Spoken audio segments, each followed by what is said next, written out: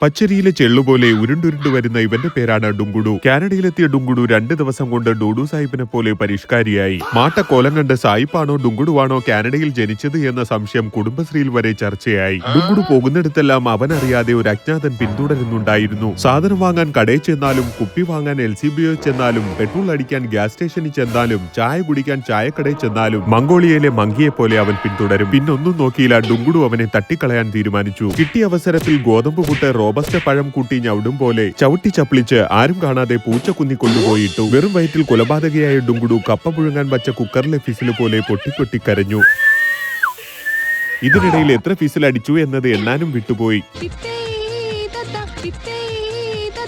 എന്റെ അമ്മ, അവനല്ലേ ഇവൻ? എത്ര തവണ കൊന്നാലും മാസത്തിൽ 2 തവണ ഇൻസ്റ്റാൾമെന്റിന് പാത്രം വിൽക്കാൻ വരുന്ന അണ്ണാച്ചിയെ പോലെ ഇവൻ വീണ്ടും വരും. പോളിഷ് ഭാഷയിൽ പോടാടെക് എന്ന അർത്ഥം വരുന്ന ടാക്സാണിത്. ലോകത്തിൽ എല്ലായിടത്തും ഇവന് കൂടപ്പറപ്പുകൾ ഉണ്ടെങ്കിലും 13ാമത്തെ തലതെറിച്ചവനാണ് കാനഡയിലുള്ളത്. ഇതുപോലെ സമ്പാദിക്കുന്നവൻ 14%, തോനെ സമ്പാദിക്കുന്നവൻ 33% കാനഡയിൽ ടാക്സായി അടയ്ക്കണമത്രേ. ഇതിലും നല്ലത് നാട്ടിൽ വന്ന് റബ്ബർ വെട്ടാൻ പോകുന്നതല്ലേ എന്ന് പന്നിക്കുഴിയിലെ ചിറ്റപ്പൻ പലതവണ ചോദിച്ചു. റബ്ബർ അല്ലേ, വലിച്ചോണ്ടിരിക്കേണ്ടി വരുമെന്നറിയാവുന്നതിനാൽ ഡുങ്കുഡു പോയില്ല. എവിടെ എന്റേന്ന് വാങ്ങിച്ച പൈസകളെല്ലാം എന്ന് ഡുങ്കുഡു ടാക്സിനോടായി ചോദിച്ചു. ടാക്സ് തുണിയെടുക്കാത്ത സത്യങ്ങളുടെ പറ്റുബുക്ക് തുറന്നു വായിച്ചു. കാനഡയിൽ 17 വയസ്സുവരെ സ്കൂൾ കുട്ടികൾക്ക് വിദ്യാഭ്യാസം പൂർണ്ണമായും സൗജന്യമാണ്. മഞ്ഞ തേച്ച് കുളിച്ചിട്ട് വരുന്നത് പോലുള്ള ഈ സ്കൂൾ ബസ്സുകൾക്ക് കാനഡയിൽ 10 പൈസ പോലും കൊടുക്കേണ്ടി വരുന്നില്ല. ഇവനാണ് സത്യങ്ങളിൽ മൂത്താപ്പ. അതെ, കാനഡ ചൈൽഡ് ബെനഫിറ്റ്. പട്ടിണി പാവങ്ങൾ ഇല്ലാത്ത കാനഡ എന്ന ലക്ഷ്യം മുൻനിർത്തി വീട്ടിലെ എല്ലാ കുട്ടികൾക്കും ഓരോ മാസവും സർക്കാർ മുടങ്ങാതെ നൽകുന്ന ഒരു ധനസഹായമാണിത്. ഇന്നാ പിടിച്ചു അടുത്ത സത്യം. കാനഡയിൽ കണ്ണ്, പല്ല് ഒഴികെ മറ്റെല്ലാ ചികിത്സകളും ആശുപത്രികളും സൗജന്യമായി പ്രവർത്തിക്കുന്നു. ഹെൽത്ത് കാർഡ് ഉള്ളവർക്ക് പ്രസവം, ഓപ്പറേഷൻ,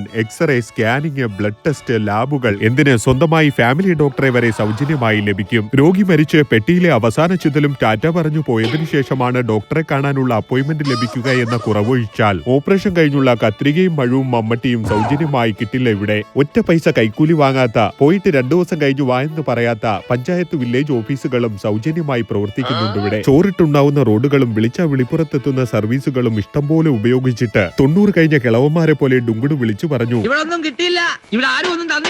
കാനഡയിൽ കാലുകുത്തിയിട്ടുള്ള ഏതൊരാളും നിർബന്ധപൂർവ്വം പങ്കെടുക്കേണ്ട ആ സുദിനം വന്നെത്തിയിരിക്കുന്നു. അതെ, എവിടെയാണ് നിന്റെ മാത്തമാറ്റിക്സ് അഥവാ ടാക്സ് ഫയലിംഗ് മഹാമഹം? വർഷം മുഴുവൻ ടാക്സ് പിടിക്കുന്ന സർക്കാർ കുറ്റബോധം കൊണ്ട് ഒരല്പം പൈസ തിരിച്ചു തരുന്ന ഒരു ആചാരമാണിത്. ഇക്കാര്യത്തിൽ എന്റെ ആശാനാണ് ഈ നീലക്കോട്ടിട്ട് നിൽക്കുന്നത്. പേര് സിനോ, വട്ടപ്പേര് സീനോട്ട് സിനോ. ടാക്സും ടാക്സ് റിട്ടേണും എടുത്ത് അമ്മാനമാടുന്ന കാര്യത്തിൽ ദുര്യോധനൻ തൊടുത്തുവിട്ട അമ്പുപോലെ ഭയങ്കര ഫാസ്റ്റാണ് ആശാനും ആശാന്റെ സീനോട്ടും. ഓൺലൈനിലൂടെയോ നേരിട്ടോ നിങ്ങളെ കാണാനായി ആശാന്റെ 2 കണ്ണുകളും എപ്പോഴും തുറന്നിരിക്കും ഗൈസ്. അങ്ങനെ സീനോട്ട് കാരണം ഡുങ്കുഡുവും ടാക്സും ചക്കക്കുരുവും ചക്കച്ചവണിയും പോലെ കൂട്ടുകാരായി മാറി.